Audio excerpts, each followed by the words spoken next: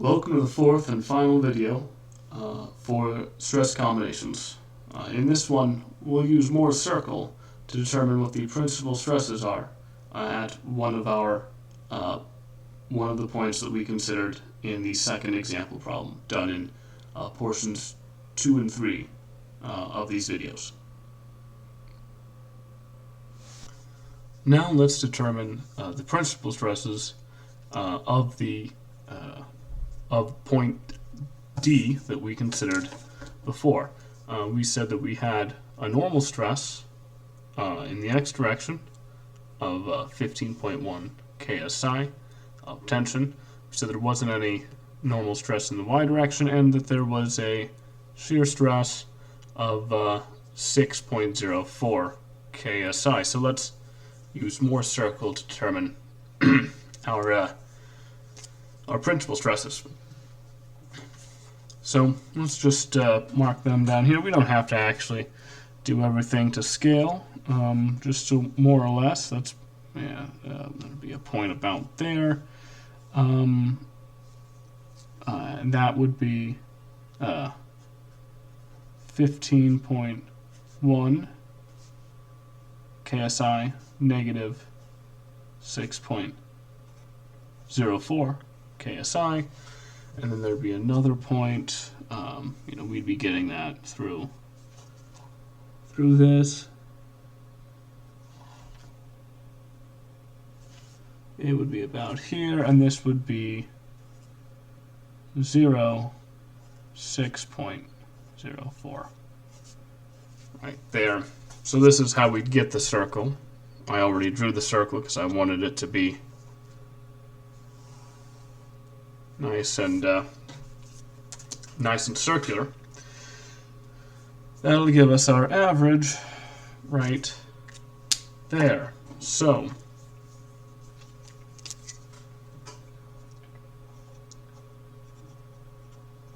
the average is going to be the average of these two normal stresses we have. Normal stress in the x direction plus normal stress in the y direction divided by 2. You know how that goes. And that's going to give us 6.0. No. Oh no. 15.1 minus 0 divided by 2 is going to be 7.55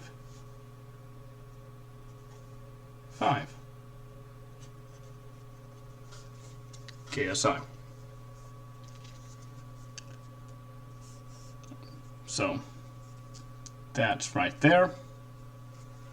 And we're going to have,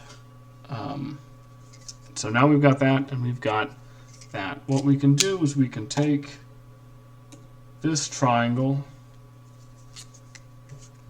right here, the one made by this one. Well, you guys didn't pay attention to me when I said that it was important to learn Mohr's circle. You got Shadrach in the exam.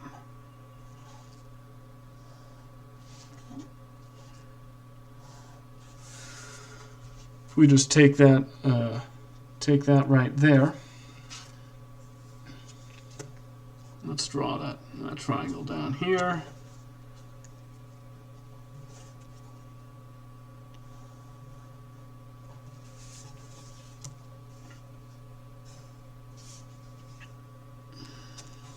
Come on. There we go. Okay. Now we've got that triangle right there. We know that this distance right here is 6.04, of course. And we know that this distance right here is going to be, well, it's going to be equal to this 15.1 less this value right here, which is going to be 7.55. So in this particular case, it is going to be equal to 7.55, but that's not always the case.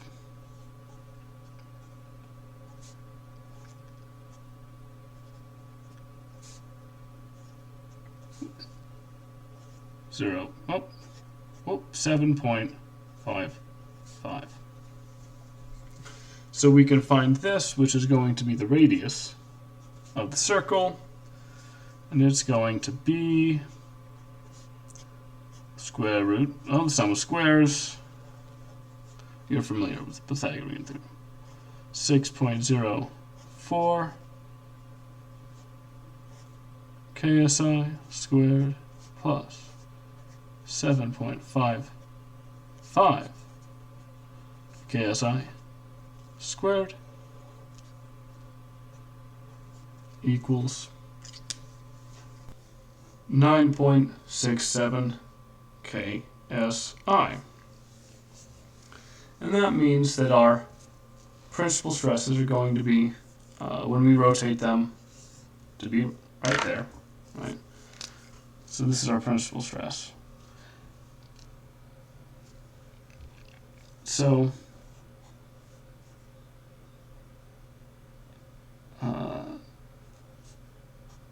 those are going to be our average plus or minus the radius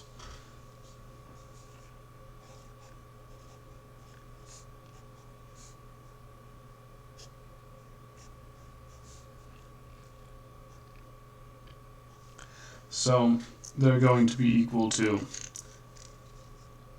7.55 KSI plus or minus 9.67 KSI.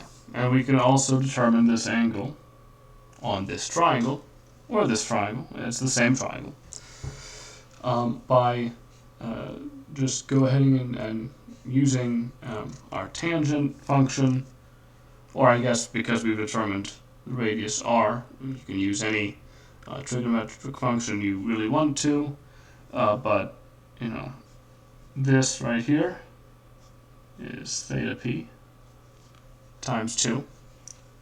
So we can say that the tangent of 2 theta p must be equal to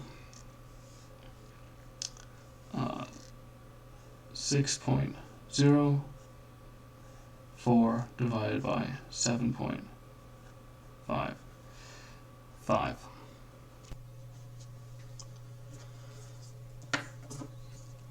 So that's going to tell us that the principal stresses are either, where am I going to write this?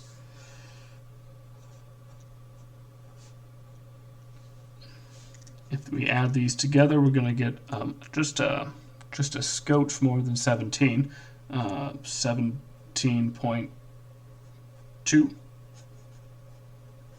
KSI, and just a little bit below 0, negative 2.1 KSI, and we're going to get that the principal angle is 14.3 degrees.